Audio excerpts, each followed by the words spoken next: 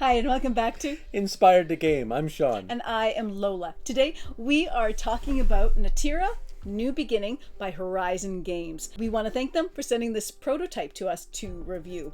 Before we get to that review, we'll give you a very quick overview of how it plays. A chemical meant to enhance human intelligence is accidentally released into the world. It backfires, however, making humans too dumb to care for themselves. It works for the animals, however, who rise up to take the place of the humans. In Natera, you will be playing one of these tribes, each with their own player powers. The game is played over the course of 4 phases, called seasons, divided up into 2 phases. In the venture phase, players will take turns performing actions until they are ready to pass. Actions include sending a tribe member into the world to collect resources, playing an exploration card, hiring a specialist, or using an ability. At any time in this phase, you can also discard 2 cards for 1 resource. After everyone has passed for the season, the reset or rest phase follows. Players will receive new exploration cards as well as their production resources. Over the course of the game, players will be building settlements, getting achievements, going up the science tree, as well as authority tracks in the 4 main districts, potentially earning additional production resources, uncovering hidden locations, as well as earning endgame victory points. After the 4 seasons are done, victory points will be added up and you'll see who has won Natera New Beginning. The artwork is absolutely lovely here. We love it all. You can see it in the boards, in the different locations, as well as the various cards, which are a ton of fun as well. I love the anthropomorphization of the animals into human characters. My favorite is the cat electrician, the cat with a ball of wire like it's a ball of yarn. Things that working in IT, you walk into most server rooms and that's what you're looking at. It looks like somebody let their cat into play. There's a lot of thought that went into these cards and the way that they go together. So when you really look at them, they're a ton of fun. So much work went into this. We also love the components. Now, I do have to preface this that this is a prototype. So we can't speak to what the final production value will be, but we were even really impressed with this as a prototype. So the screen printed wooden bits were absolutely fantastic, and all of the boards were dual layer as well. And you always gotta love a dual layer board. Just great. Especially when you got cats that like to jump up on the table and knock things about. Yeah, so the quality here is fantastic.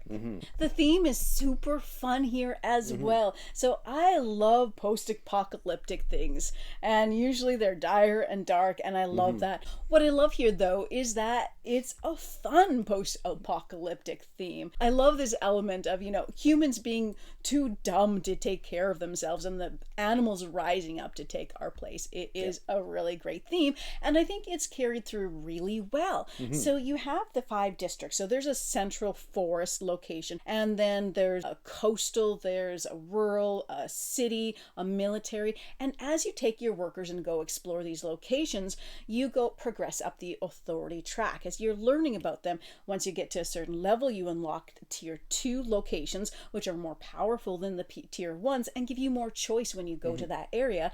And then there's a tier 3 location as you progress up that track as well. I love that addition of new places to go.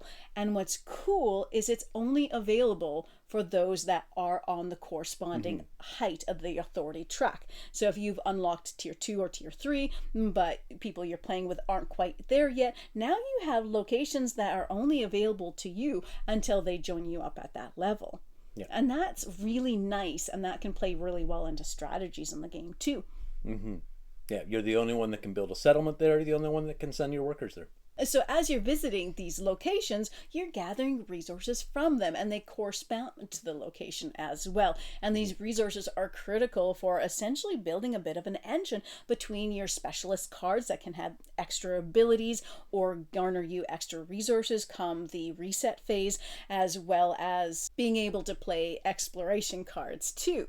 And these can be very, very beneficial in many ways. And the exploration cards come in basic and advanced form. terms, and they all give you either just a one-shot bonus as soon as you play it, or maybe another ability that you can draw on as part of your actions, and occasionally one that will even give you extra production when you get into that phase. Yeah, there's a lot of versatility in the cards here. There's a lot going on with them. And it's interesting because they all have tags as well. And certain cards can only be played if you have a certain amount of certain tags. And this element of it really makes us think of Terraforming Mars a lot. So it's really got similarities in that respect to that game. So if that is a game that you enjoy, this is definitely one you want to look into because it does have the similar feel. It's also similar weight. I put this as a solid medium weight game, and there's a ton going on here that makes it really, really interesting to play. It's meaty. There's so much you can do for your approach with your strategies, which is highly variable based on the character you play, because they all have, the different tribes all have different player powers, which you really build your strategies around. So then that also adds to the replayability here because there are lots to explore, and then there's such a great variety in the cards to play around with that you have to work with to a certain extent.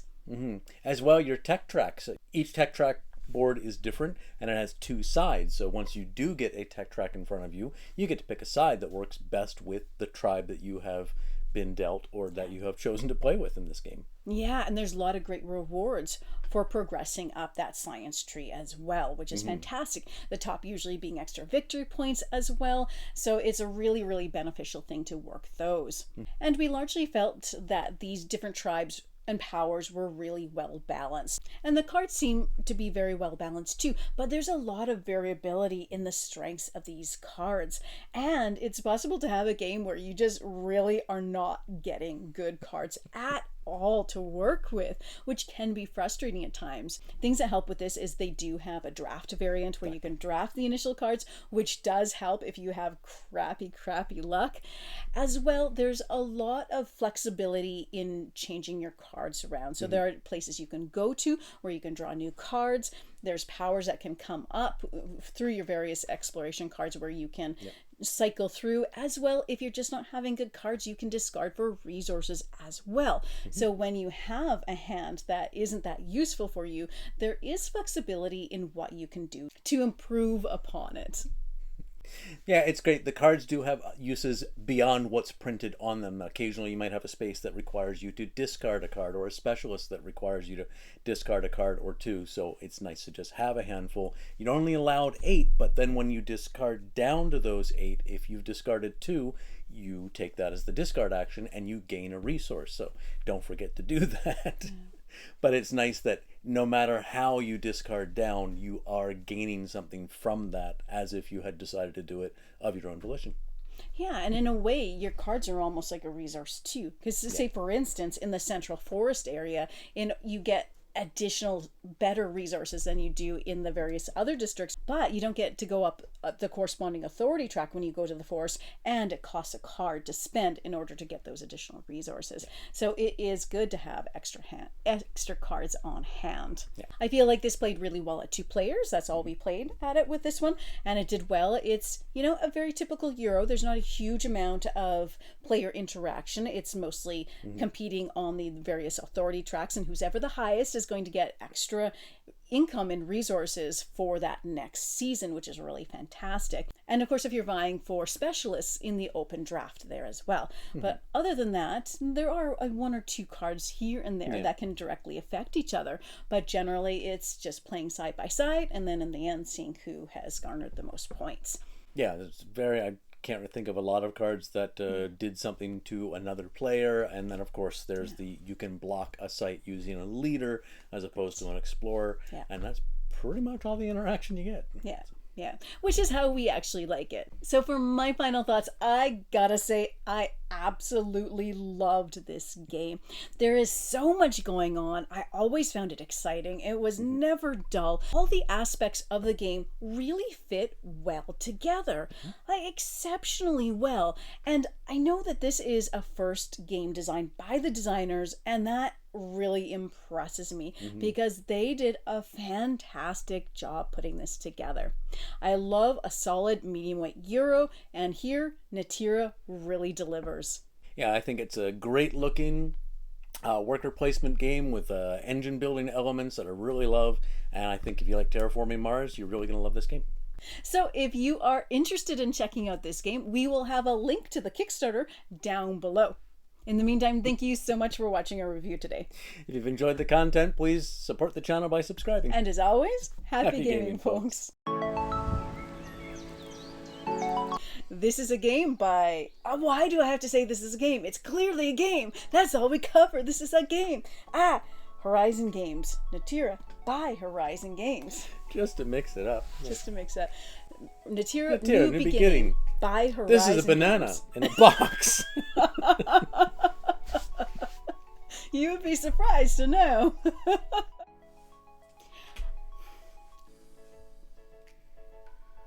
No. Which is our which is a type of game that we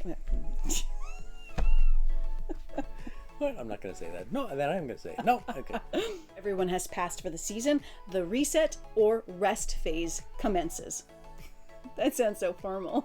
Let the rest phase Commence. This is a prototype sent to us to review, and we want to thank them for doing that.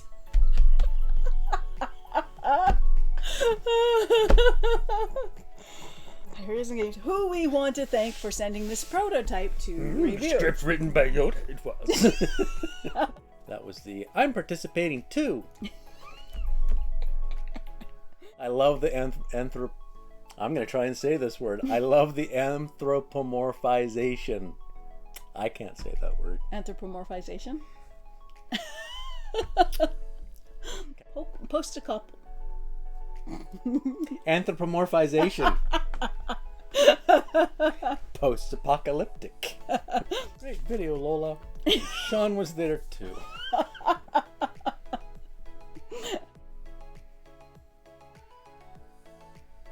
Hi. Hi. Okay, let me work this. You're going again. I'm going again. So if you're interested in checking out this game, we will have a link to the Kickstarter. I don't know what that was supposed to be. He's got that on film. Film. Film. Right? I say on film like we're old. Listen, ready? Okay. There is a token on the floor. It's from a game that we just played. Everything else is packed away, except for this token on the floor.